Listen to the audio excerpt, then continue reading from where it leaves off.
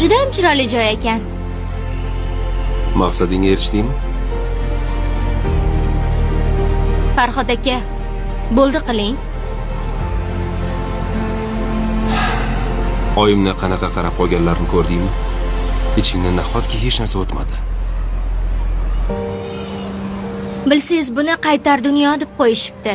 Siz tug'ilmasingizdan oldin ham Oyjon dadajonni olib chiqib ketgan ekanlar-yu. Dadajon qari onalarini tashlab chiqib ketgan ekanlar. Bunaqa safsata gaplarni kimdan eshitding? Eshitdim-da.